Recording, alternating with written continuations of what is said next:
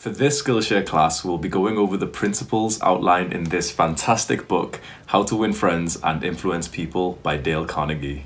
Whether you've read the book already or you've yet to learn the fundamental social skills, this Skillshare class is packed full of value and actionable steps that'll have you making friends faster and easier than ever. You'll improve your coaching and mentoring skills whilst becoming a better entertainer and more empathetic listener. There's something for everyone in this class. We'll be going over the 30 principles of social success. Before we start, Dale Carnegie himself said that there is one magic requirement to get the most out of this book. That is a deep, driving desire to learn with a vigorous determination to improve your social skills. He suggests to constantly remind yourself of how important these principles are and how much you would like a richer social life. So here's a quick exercise. Imagine meeting a new person. Imagine this person in your head, what they would look like, what they would sound like. Now imagine that you had put in some work and effort to increase your social skills so that you could better manage a conversation with this new person that you're meeting.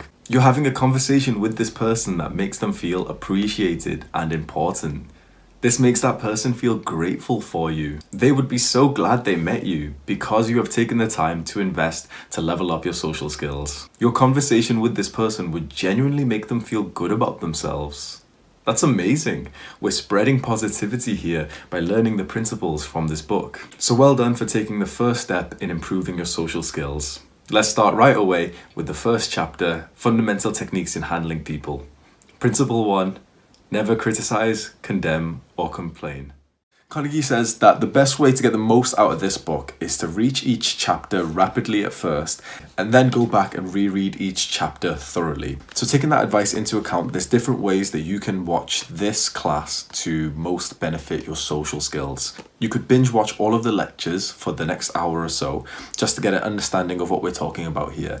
And then slowly over the next month or so, you could watch 1 or 2 lectures a day. And then you completely focus your intention on actively trying those principles that you just learned. Carnegie says to stop frequently and to ask yourself how you could realistically use this principle that you're currently learning in your real life social interactions. So as you're watching this class, consider just pausing the video and taking a minute or two to genuinely think about the people, the times, the environments that you could use these principles. I hope this Skillshare class will be a source of information and value that you can just keep rewatching to just further solidify these principles into your mind. And with that said, let's begin with Principle 1. Principle 1 of the fundamental techniques in handling people is to never criticize, condemn, or complain. Carnegie says, any fool can criticize, condemn, and complain, and most fools do. But it takes character and self-control to be understanding and forgiving.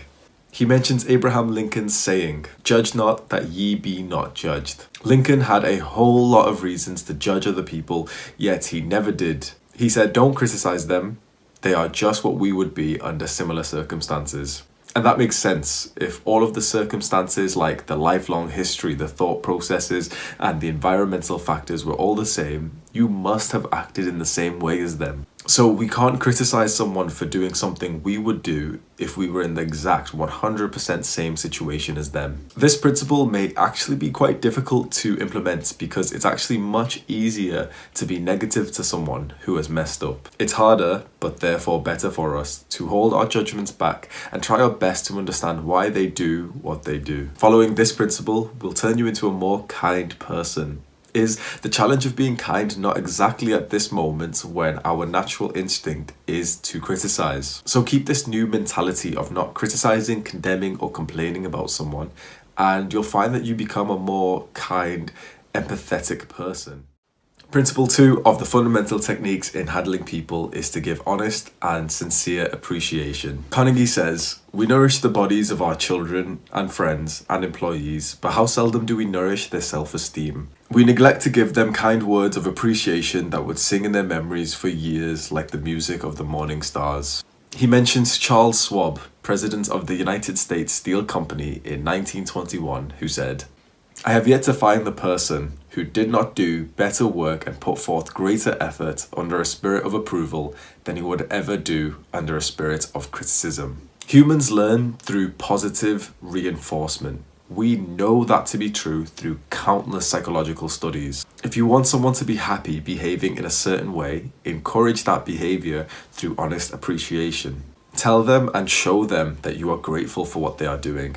This is going to make me sound like a bad person, but I never used to say thank you to my mum after she would make me breakfast. I recently started saying thanks and complimented her on how well she cooks fried eggs, and she just seems to enjoy it more, and it certainly made her smile. All of our associates, be that workers in shops, factories, or families and friends, are human beings, and they all have a hunger for appreciation. Carnegie suggests to leave a friendly trail of little sparks of gratitude on your daily trips. So try that. Next time you're in a shop and you see a staff member working hard, give them appreciation. Next time you get a lovely meal or fantastic service in a restaurant, tell them. Thank them for it. You'll be spreading positivity around your community, and I bet that person will smile about it. The third and final principle of the fundamental techniques in handling people is to arouse in the other person an ego want. Carnegie says, tomorrow you may want to persuade someone to do something. Before you speak, pause and ask yourself, how can I make this person want to do it? He mentions a quote from Henry Ford as some of the best relationship advice he's ever heard. If there is any one secret of success, it lies in the ability to get the other person's point of view and see things from that person's angle as well as from your own. Instead of discussion or threat when a young child was protesting about going to kindergarten, a member of Dale Carnegie's course tried something different. He and his wife started finger painting and having lots of fun whilst telling his child about all of the things he would get to enjoy in kindergarten. This principle is all about motivating the other person. Put yourself in their shoes and think about their desires. What do they want? Arousing an ego want is very important in business. This is why companies do target market research to see what the customer wants. It's never about what your company wants. It's about fulfilling the needs and the wants of the customer. This principle is very similar to Law 13 of the 48 Laws of Power. When asking for help, appeal to people's self-interest, never to their mercy or gratitude. Emphasize what they will get out of it. So you can practically implement this principle by being mindful of the needs and the wants of the person in front of you and talking about that. Let me give you an example. I always wanted a gym partner, someone to come to the gym with me and spot me whilst I was lifting weights. When I would tell guys that I wanted a gym partner, do you think they ever threw themselves at the opportunity? No. But then, when I started mentioning what they would get out of coming to the gym with me, and that was increased muscle strength and confidence, all whilst training safely with someone who has a lot of experience. I started speaking about the benefits they would experience instead of just what I wanted. And now I almost always have a guy to go to the gym with. The fourth principle starts the new chapter, 6 ways to make people like you. And that is by becoming genuinely interested in other people. Carnegie says you can make more friends in 2 months by becoming genuinely interested in other people than you can in 2 years by trying to get other people interested in you. He mentions psychologist Alfred Adler. It is the individual who is not interested in his fellow men who has the greatest difficulties in life and provides the greatest injury to others. It is from such individuals that all human failures spring. I've been using this principle with a thought that I keep in mind.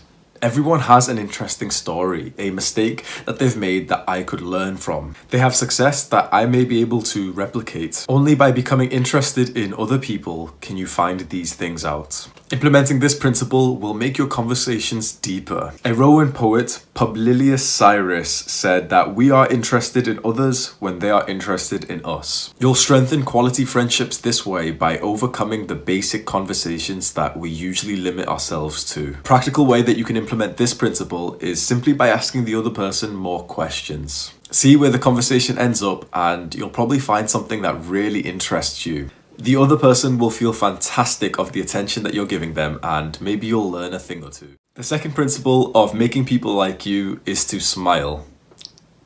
Carnegie says that happiness doesn't depend on outward conditions. It depends on inner conditions. It isn't what you have, or who you are, or where you are, or what you are doing that makes you happy or unhappy. It is what you think about it. He mentions telephone customer service training where members of staff are instructed to smile as they talk on the phone because your smile comes out through your voice when you talk. What if you don't feel like smiling? Carnegie mentions a quote from psychologist William James. Thus, the sovereign voluntary path to cheerfulness, if our cheerfulness be lost, is to sit up cheerfully and to act and speak as if cheerfulness were already there. Fake it till you make it. We know that fake it till you make it actually works because it starts a positive feedback loop. You fake the cheerfulness and smile. Suddenly everyone is smiling back at you, and the pleasantness of the situation actually causes your smile to become real. Force yourself to smile and then think about how stupid it is to actually fake a smile, and then you'll be finding yourself smiling naturally. Remember to force this smile anytime you see your phone ring. If you force a smile and answer the phone, the other person will just think that you are very, very happy to speak to them. Your energy will become so much more pleasant, and then the other person will likely feel the same way. Implementing this principle and smiling more will undoubtedly make other people smile back at you. It will make you feel a lot more connected in your community, and in fact, I personally think this principle has changed my life the most. The images you're seeing on screen right now are a few paragraphs from my own personal journal of the importance of smiling. Fake it till you make it and start that positive feedback loop. The third principle of making people like you is to remember that a person's name is to that person the sweetest sound in any language. Carnegie says that the average person is more interested in his or her own name than in all the other names on earth put together.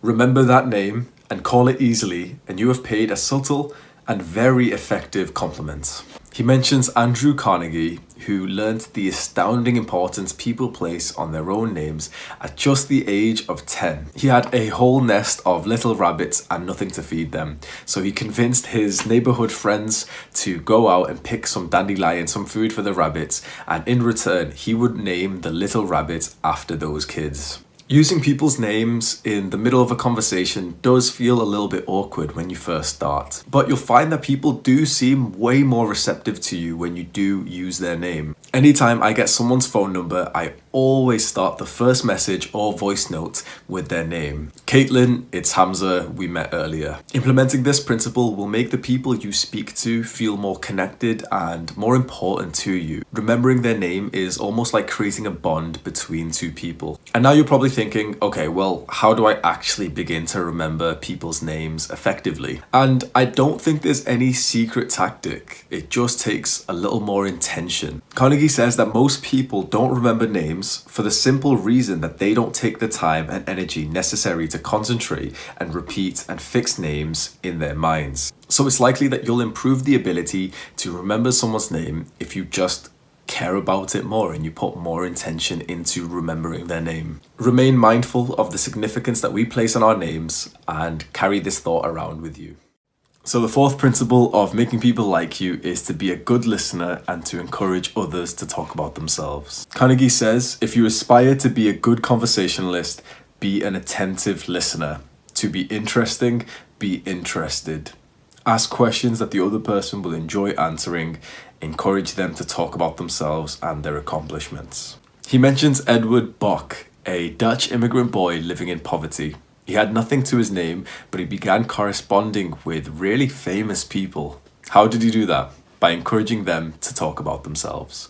He wrote letters to people like Mrs. Abraham Lincoln, asking them about details of their childhood. By just being a good listener, a poor boy with seemingly no future became a welcome guest in distinguished people's homes. Here's the deal, we love talking about ourselves, much more than we like to listen. But if you become the person who enjoys listening and gets people talking about themselves, they'll love talking to you. You can implement this principle and you will immediately notice how your conversations change. People will open up about private parts of their life, and then they'll probably tell you that they've never really spoken about these things before. If you implement this principle, you're actually doing a fantastic service.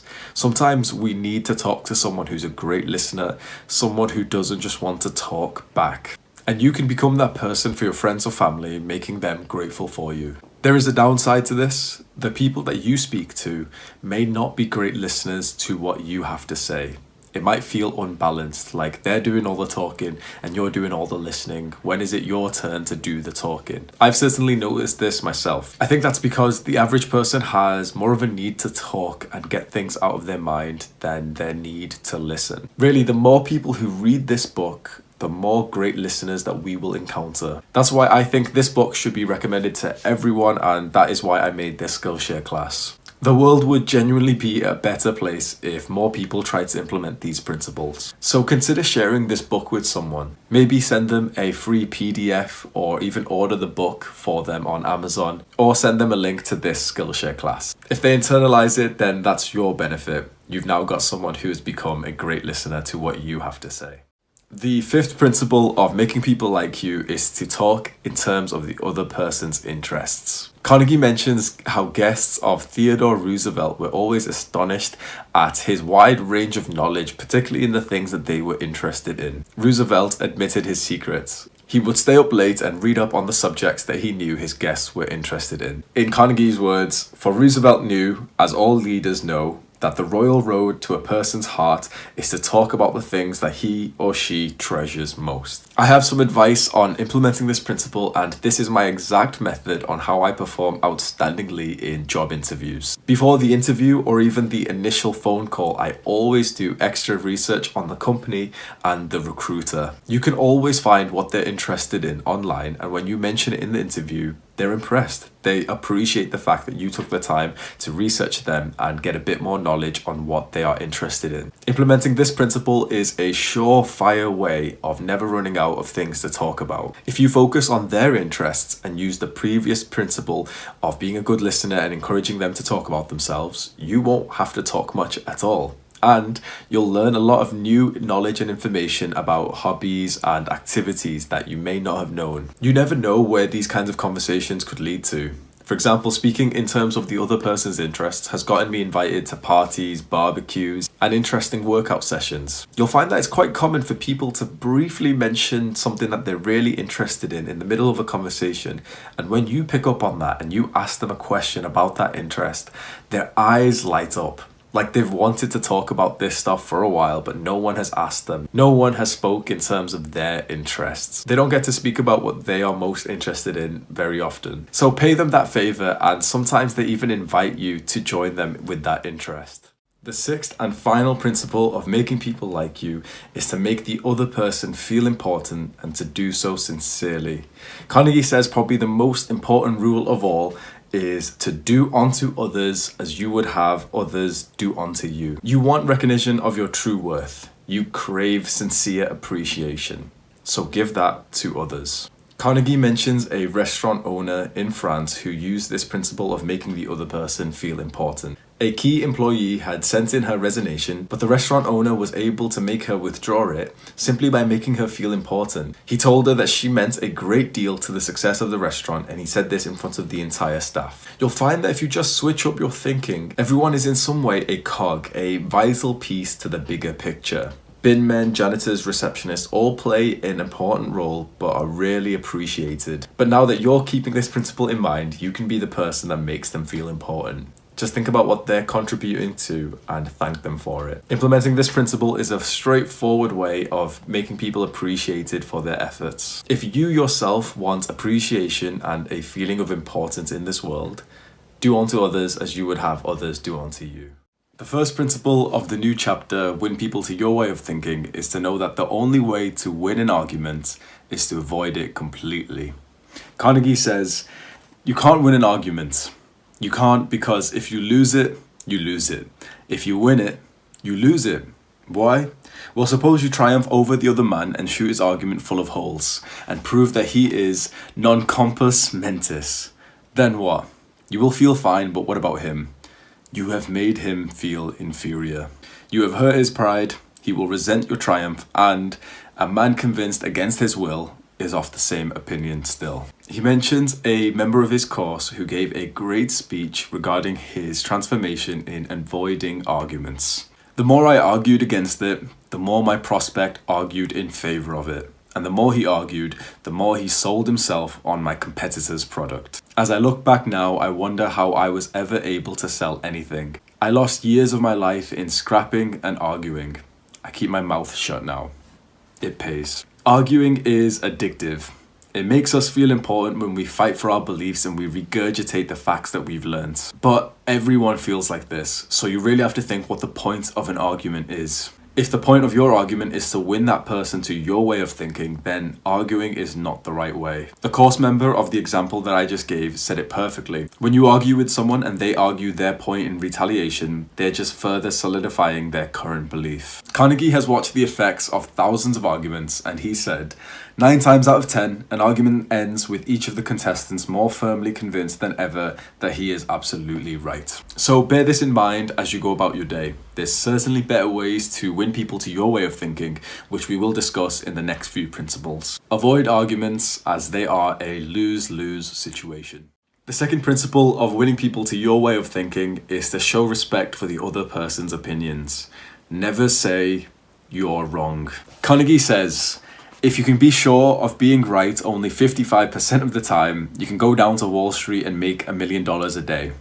If you can't be sure of being right even 55% of the time, why should you tell other people they are wrong? He mentions the art of subtly proving yourself right in a way that no one will feel like you're doing it. Over 300 years ago, Galileo said, "You cannot teach a man anything.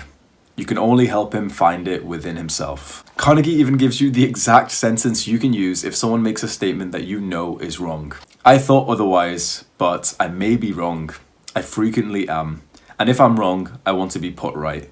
Let's examine the facts. This principle works. I make YouTube videos and sometimes someone will comment with something that I know is wrong. A few times that I've indulged in calling them out and telling them that they are wrong, an argument has started. We now know that you can't win an argument. Do you think after arguing with these commenters, they suddenly subscribed to my channel and smashed that like button? No. It offends people when you outwardly say that they're wrong instead of subtly telling them the truth. All of the people I argued with on YouTube and said directly that they were wrong probably smashed the dislike button. Implementing this principle of never saying you're wrong to someone will stop so many arguments from ever taking place. And obviously we just learned that you can never win an argument. So these two principles that we've just learned will stop us going down that rabbit hole of negative conversations with people. We will avoid arguments and hostile disagreements if we implement these principles.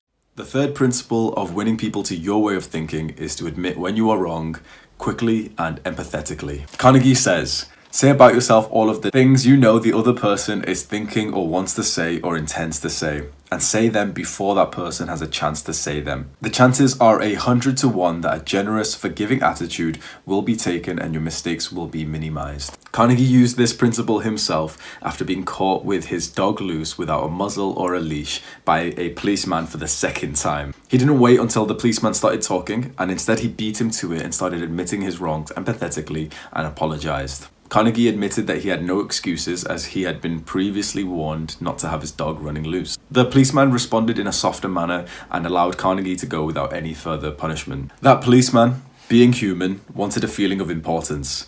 So when I began to condemn myself, the only way he could nourish his self-esteem was to take the magnanimous attitude of showing mercy. My pronunciation of some of these older English words are not too great. I'm admitting my wrongs quickly and empathetically. It feels quite awkward to start admitting your wrongs, but once you get into the flow of it, it becomes quite addictive. That's because implementing this principle will make you grow as a person. People find this trait of self-reflection so attractive, and they respect it because it reeks of confidence. Many people can't admit when they're wrong because they've got big egos, and so when you take that uncomfortable step, people appreciate it, and then they help you feel better, like what you did wasn't really that bad. Other people will minimize your wrongdoings if you admit them first. The fourth principle of winning people to your way of thinking is to begin in a friendly way. Carnegie says the friendly approach and appreciation can make people change their minds more readily than all the bluster and storming in the world. He mentions a course member of his who successfully got his apartment's rent reduced by beginning in a friendly way. Instead of complaining about the price of rents like the other tenants who had requested a rent reduction,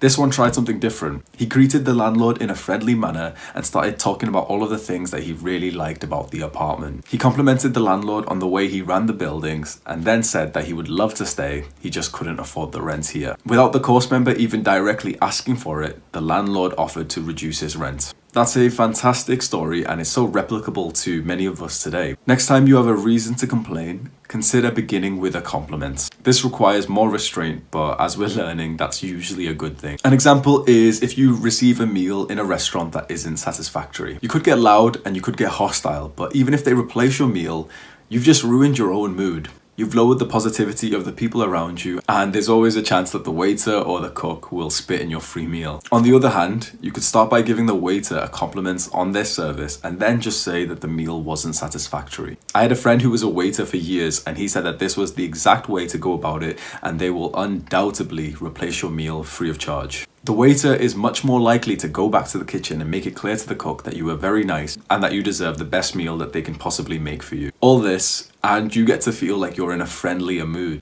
Implementing this principle will make the conversation with the other person feel like you are teammates trying to solve the problem, rather than putting the other person on the offensive and making it a you versus them situation.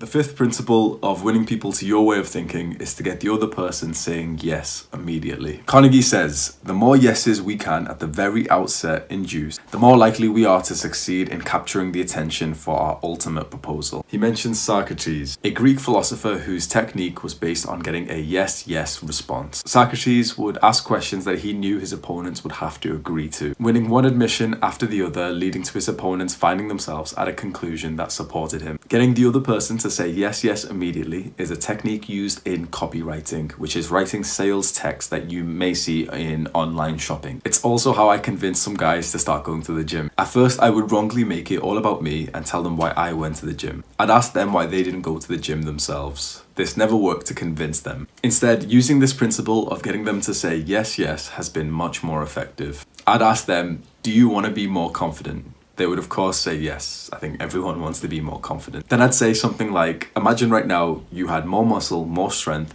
and you had accomplished some fitness goals that you had set yourself. Do you think you'd be more confident after that? Yes. We want them to agree with us because it just means that we're on the same side, and when you're on the same side, it's much easier to influence a behavior change into someone. Human behavior professor Harry Overstreet said, a no response is a most difficult handicap to overcome. When you have said no, all your pride of personality demands that you remain consistent with yourself. You may later feel that the no was ill-advised. Nevertheless, this is your precious pride to consider. Once having said a thing, you feel you must stick to it. Implementing this principle will make you better at sales, either selling a product, an idea, or a belief. If you sell things online, you do e-commerce, Facebook ads, email marketing, all of those things benefit from getting the other person to say yes, yes immediately. The sixth principle in winning people to your way of thinking is to let the other person do a great deal of the talking. Carnegie says, most people trying to win others to their way of thinking do too much talking themselves. Let the other people talk themselves out. He mentions a mother's deteriorating relationship with her teenage daughter who kept on misbehaving. The mother lectured, threatened, and punished, but it never helped. So one day she asked her daughter why. Why was she behaving like this? And in the mother's words, I had never listened to her. I was always telling her to do this or that. When she wanted to tell me her thoughts, feelings, ideas, I interrupted with more orders. I began to realize that she needed me, not as a bossy mother, but as a confidant. From that time on, I let her do all the talking she wanted. Our relationship has improved immeasurably. The fourth law of the 48 laws of power supports this idea to let the other person do a great deal of the talking. Always say less than necessary.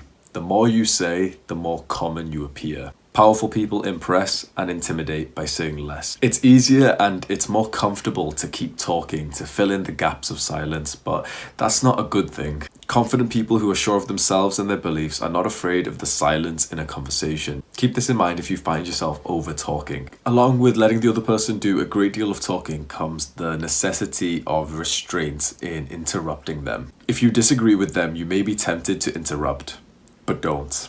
It is dangerous. They won't pay attention to you while they still have a lot of ideas of their own crying for expression. Implementing this principle will make you seem so much more confident, especially if you're someone who usually over-talks. Confident people say less, and so when you emulate this, it seems like your beliefs are stronger than the person who just keeps talking, trying to convince you of something else.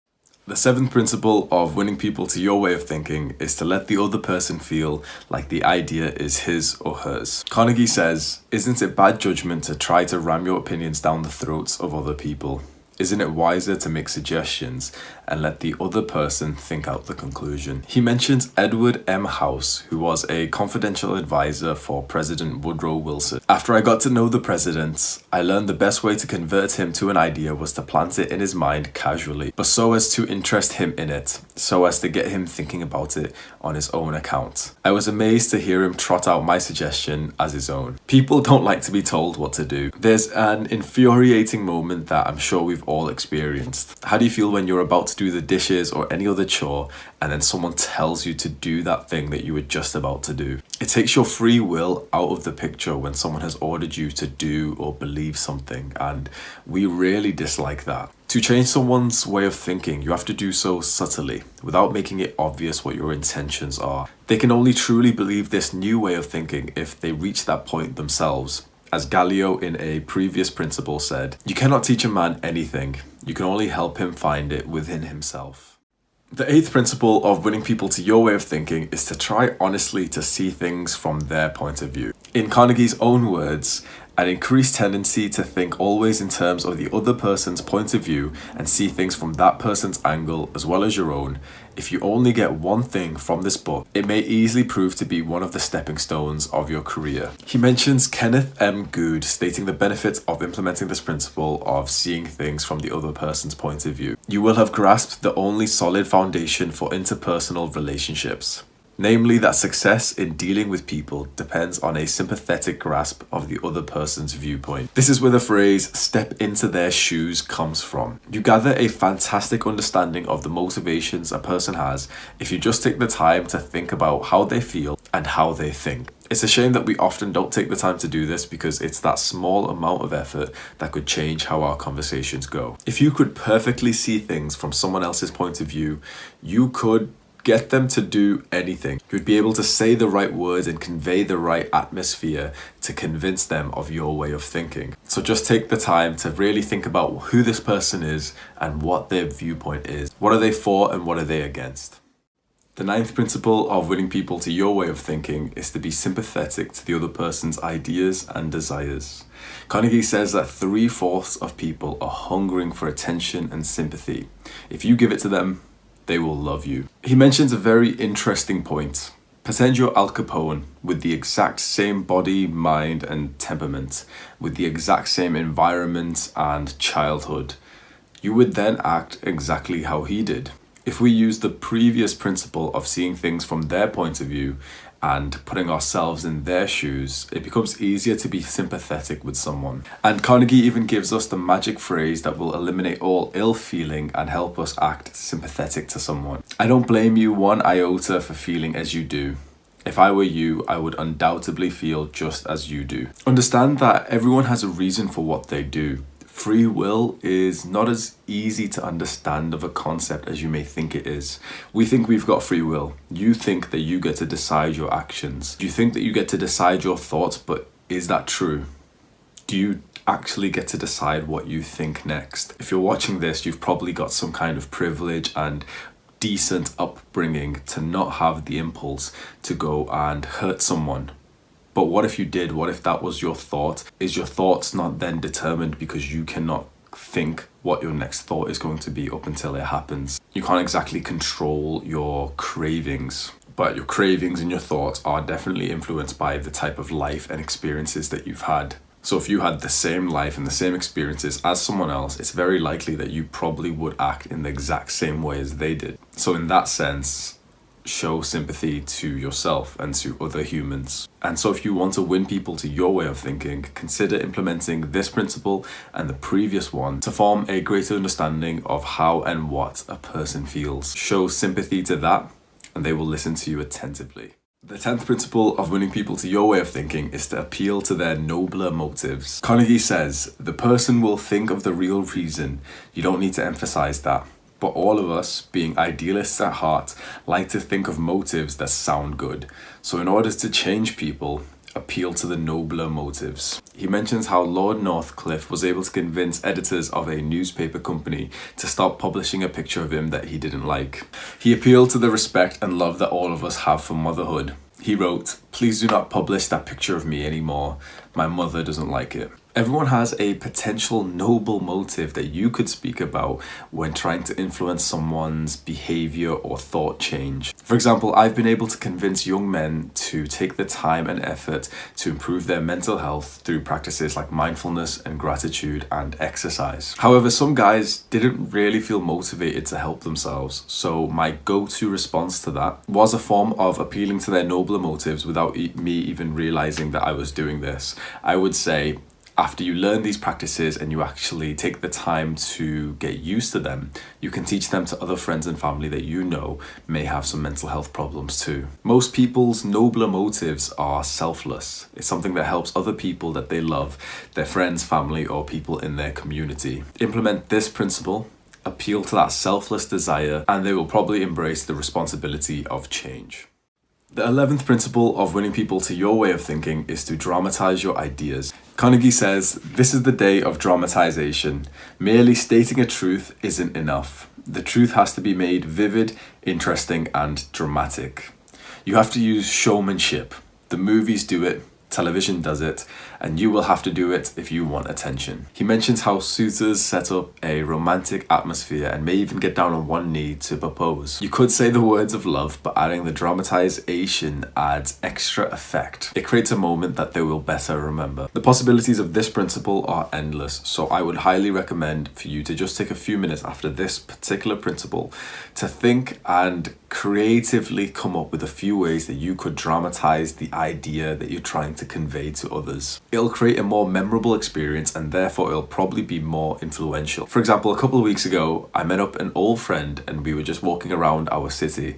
He said that he wanted to be in a relationship and that he had slightly been struggling because he would message girls on Instagram or Tinder and he didn't have much success with it. I told him the best way, in my opinion, is to actually approach girls in person instead of just being another guy in her DMs on Instagram. Whilst I was telling him this, I stopped mid-sentence and walked up to a girl, just approached her and asked for her number. She said no, but it seemed to influence him a lot more than if I just told him to do so. He witnessed in his own eyes that just walking up and speaking to someone isn't as scary as it seems. I dramatized my idea and I won him to my way of thinking. Implementing this principle does take a little more confidence, but it leads to greater rewards. It increases the potential to change their minds when they see and remember something dramatic. The 12th and final principle of winning people to your way of thinking is to throw down a challenge. Carnegie says, "This is what every successful person loves. The game, the chance for self-expression, the chance to prove his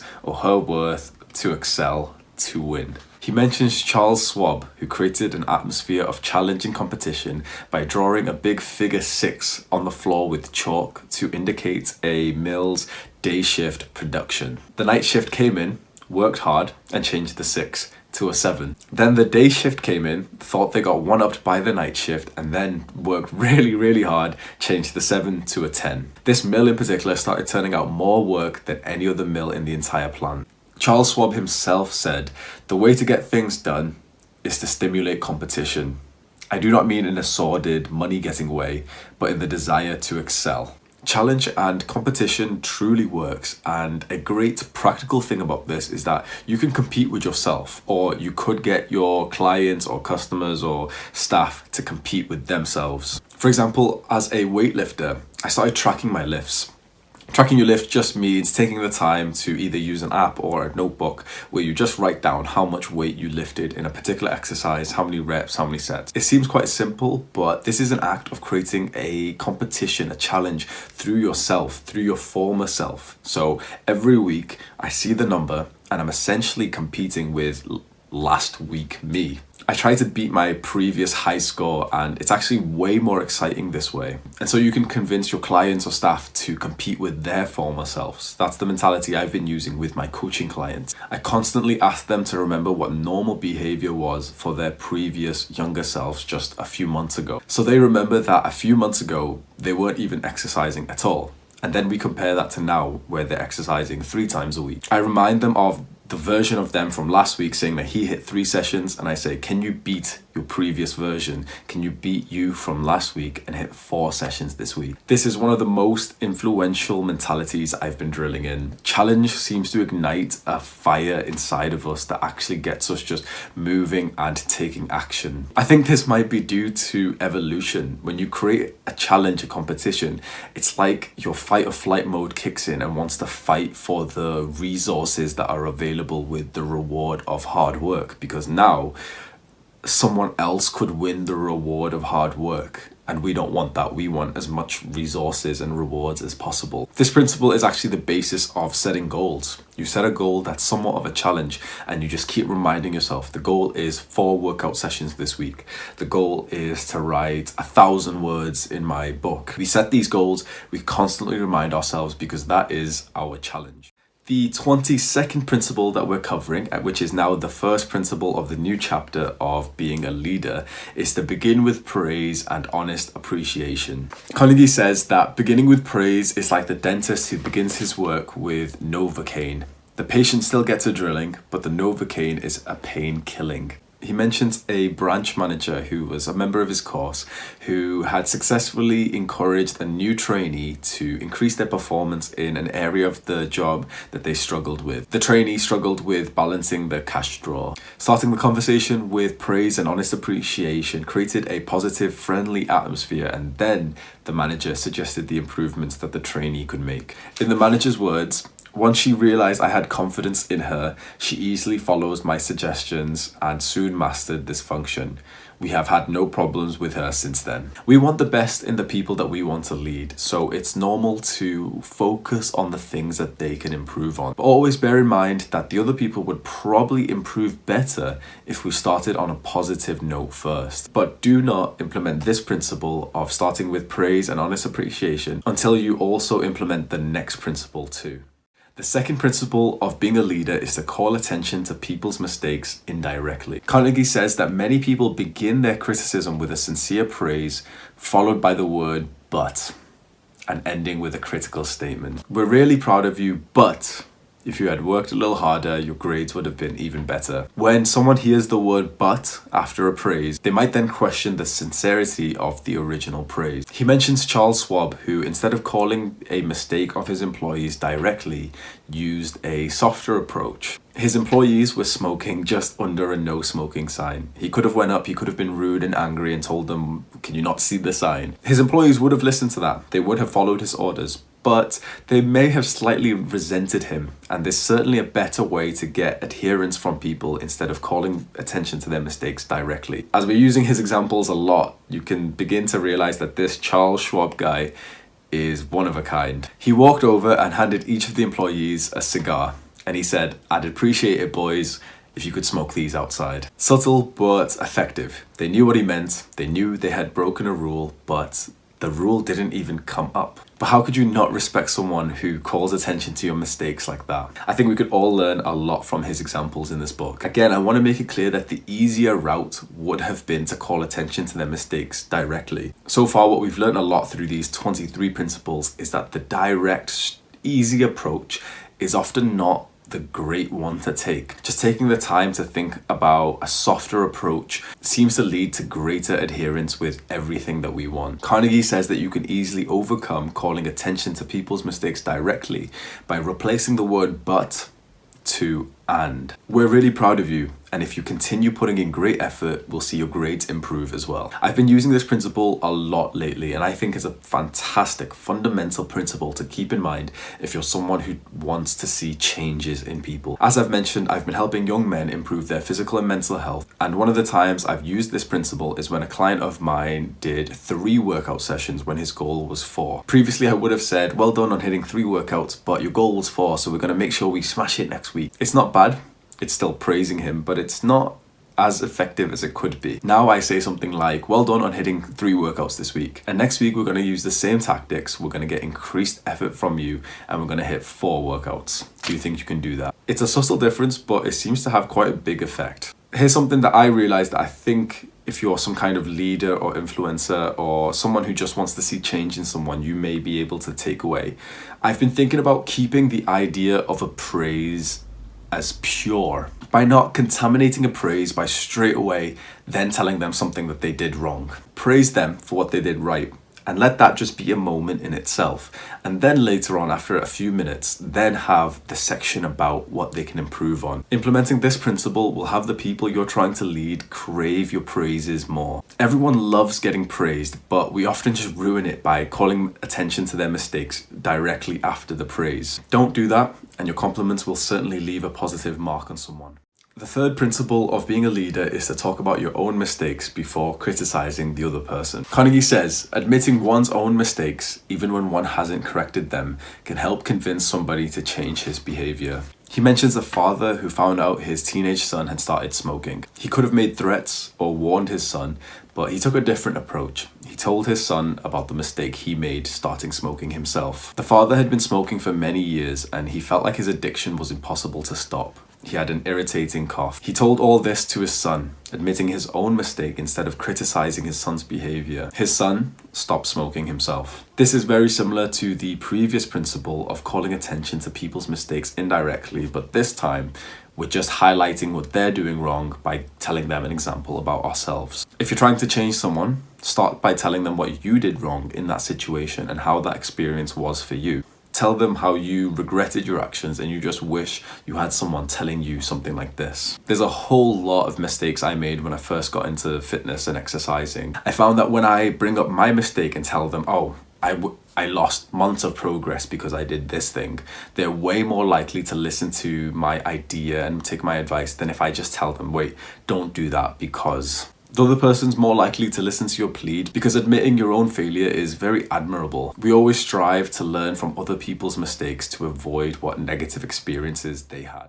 The fourth principle of being a leader is to ask questions instead of giving direct orders. Carnegie says, asking questions not only makes an order more palatable, it often stimulates the creativity of the person whom you ask. He mentions Ian McDonald, a manager of a manufacturing plant. He received a very large order which would be impossible to complete. Now he could have gave orders, he could have increased the time of his employees' work, but he didn't. Instead, he just asked his staff questions. Is there anything we can do to handle this order? Is there any way we can adjust our hours or personal assignments to complete this order? The employees themselves came up with the ideas and insisted that the manager take the order. Asking questions instead of giving direct orders put the employees in a we can do it attitude. They accepted the order and got it delivered on time. If you give someone a direct order, it's actually quite risky. Either one, they'll accept the order, they'll do the task, but then they'll have some kind of resentment for you because you've almost forced them to do something. Or two, they will refuse and your leadership has now been challenged. A lot of this book has told us that people don't like to be told what to do and the direct approach is often not the best. And so we know that taking a softer touch is usually better. Carnegie even says people are more likely to accept an order if they've had a part in the decision that caused the order to be issued. For example, let's say you're a mother with a child who's misbehaving and he doesn't want to put his shoes on to go outside. The mother could get really angry. Put your shoes on right now, we have to go, we're getting late. Does that really work with kids? Or the mother could ask the question. Instead of focusing on the direct order, she could ask the question, which pair of your trainers do you want to wear? Which pair of shoes do you want to wear today? The child is going to answer which pair of trainers he wants to wear. And now he feels like he had a choice in the decision. He had a creative touch almost. And that probably means he's more likely to follow what originally was a direct order. Involve the people you're trying to lead in the decision. At the very least, just ask them something like, do you think we can do it? Implementing this principle will change it from a you versus them situation to a you plus them versus the situation. The fifth principle of being a leader is to let the other person save face. Carnegie says, even if we are right and the other person is definitely wrong, we only destroy ego by causing someone to lose face. He mentions two completely different leaders, One was a vice president who just lost his temper and started arguing and shouting and berating his supervisor. That supervisor resigned and started working at a competitor's company and apparently did a fine job there. The other leader was a marketing specialist boss. When one of his employees had made quite significant errors, this boss thanked her for her efforts. He said he had confidence that the employee could repeat the survey that they were doing and that he had faith in that employee. That employee left that meeting with their head up in the air, determined to not let that boss down again. Hurting a man in his dignity is a crime. And it's a crime that just does not pay off if we want to be effective leaders. Be careful if you find yourself in a position of power. You may actually feel slightly excited to not let the other person save face, to highlight their faults publicly or to humiliate them for their mistakes. But none of this will improve your leadership skills, and it won't make people more likely to respect you and follow your command. If it's adherence that you're trying to get from your staff or the people that you're trying to change, take the softer approach and let someone save face. The sixth principle of being a great leader is to praise the slightest improvement and to praise every improvement. Be hearty in your approbation and lavish in your praise. Carnegie says, "I can look back at my own life and see where a few words of praise have sharply changed my entire future." He mentions very well-known psychologist B.F. Skinner. Skinner showed that minimizing criticism and increasing praise resulted in more positive behavior. We know that operant conditioning works on humans. Praising someone acts as a form of positive reinforcement that strengthens a behavior, which means that they're just more likely to repeat that same behavior. So if an employee or client of yours put in some great effort, praise that effort and they'll be more likely to continue putting in the same effort because we crave appreciation. I think this is one of the most powerful principles. You can effectively make someone act out a certain behavior with this sole principle. Use it wisely and remember to never give out any hostile criticism or punishments. We strengthen behaviors that are praised and appreciated, and we just weaken behaviors which are ignored. I've been using this principle a lot recently when my clients perform the vital behaviors that get them to their goals. An extra tip I can give you is to make your praise as specific and as special as possible. For example, when I want to praise my clients for completing the week's gym goal of 4 sessions a week, I could just send them a few words on the text and say, "Well done," but I make it a little bit more special by always sending a voice note when they've done great behavior. That way they get to hear my voice, it feels more personal, and the praise is more special. I highly recommend doing a little bit more research on operant conditioning, because if you want to see a behavior change in someone, you should learn about positive reinforcement. It's a very powerful tool, probably the only tool of influencing a behavior change in someone in a nice way. The seventh principle of being a leader is to give the other person a fine reputation to live up to. Carnegie says, "If you want to improve a person in a certain respect, act as though that particular trait were already one of his or her outstanding characteristics." He mentions how a primary school teacher was able to change the behavior of one of the most mischievous students in the school. She complimented him on his traits as a natural leader and said that she was going to depend on him on making that class the best 4th grade class in the entire school. She gave the student a fine reputation to live up to, and of course he lived up to it. This principle is like highlighting the best version of somebody, making it clear of their potential, what they could do, and setting that as their challenge. So we're bringing in the 21st principle of throwing down a challenge as well. There's 2 ways that you can use this principle to improve your leadership skills. 1, by making them aware of their potential reputation, describing it realistically as something that they could strive for.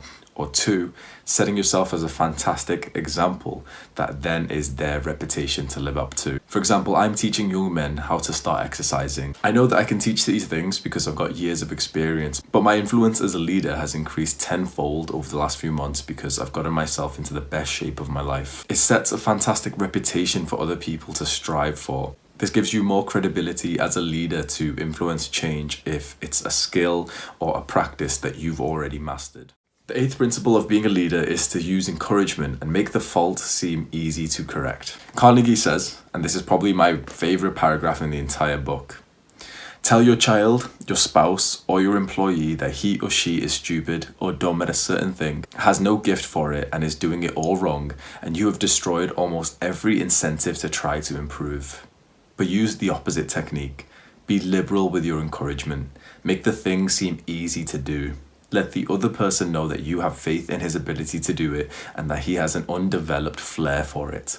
And then he will practice until the dawn comes in the window in order to excel. He mentions a course instructor of his who used encouragement and making faults seem easy to correct, which changed the trajectory of his son's life. His son had a rough life. He was in a car accident when he was young and he had a massive scar over his forehead. He was behind by 2 years in school. He was in the special classes for the slow learners and he struggled particularly with maths. So his father started teaching him maths and made a big deal every single time his son got an answer right. They would celebrate when his son had shown improvements. They showed him that learning was fun and it could be easier than it was at school. And soon enough, that teenager started bringing home significantly improved grades and went on to even improve in other classes. His reading improved rapidly, he started using his natural talents in drawing, and he actually got put onto the honor roll multiple years in a row. This principle is all about drilling in a growth mindset into the people we're trying to influence. We're making it so clear that they have the realistic potential to improve, and all it requires is effort. But not that much effort. We're not making the behavior seem like a big deal until they have done it, and then we act like it's a big deal, and then we celebrate. Implementing this principle genuinely gives you the power as a leader to change someone's life. The growth mindset empowers someone into positive beliefs that really make them feel that they can achieve anything with enough effort. Any leader, any influencer, any personal trainer or manager should use this principle all the time. The ninth and final principle of being a leader is to make the other person happy about doing the things that you suggest. Carnegie mentions a course member of his who improved his employees' performance by giving them a new responsibility and job title. They were now the supervisor of price tag posting, and they were asked to keep all the shelves properly tagged. Giving the other person a sense of importance, like we learnt in the ninth principle, makes them feel happier and more excited for what we want them to do. This principle is kind of like bribing someone.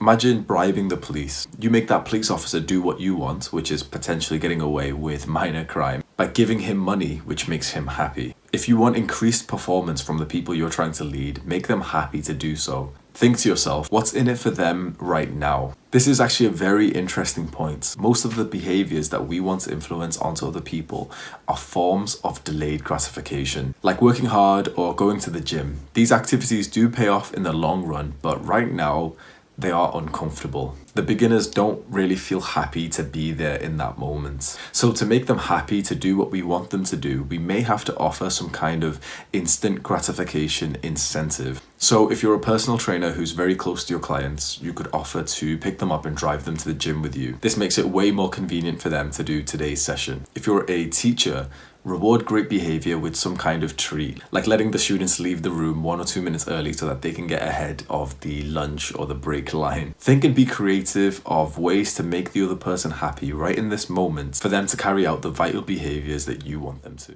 I'm grateful that you reached this far. I want to say again that this book has positively impacted my life. And if you've reached this far, I'm guessing it's done the same thing for you. Social skills are ever more important, and having the ability to manage people, to become a leader, to influence a behavior change in someone, or to make friends and strengthen relationships in your family is priceless. Give that gift to someone else. If you share this Skillshare class to just one friend, you may now have someone to talk to who has internalized these principles. You would have converted your friend into a great, empathetic listener, and that would be your benefit. Scroll down and click on the share button right now. If your friend uses the link that you send them, they get 14 days of Skillshare Premium for free, and you get the $10 referral bonus. Yes, you get the referral bonus even if you share someone else's class. So it's a win-win. I hope you found some great value in this class. I really had fun making this and going through these principles once more. Consider going back and rewatching your favorite principles to remind yourself of what to focus on in your next social interactions. You can keep coming back to this class to strengthen your understanding of these social principles. Finally, please scroll down and leave this Skillshare class a review. Maybe more people will be able to find this, and that means that more and more people will learn these social principles. And one final thing, throughout these classes, I've mentioned my side project, my passion, my purpose is to help young men improve their physical and mental health. If that's something that you're interested in, most of the content I post is on YouTube. It's all completely free. If you want to improve your health, you want to get fit mentally and physically, then my YouTube link will be in the description. And if you're into self-improvement, I think you will like the content that I post. Take care.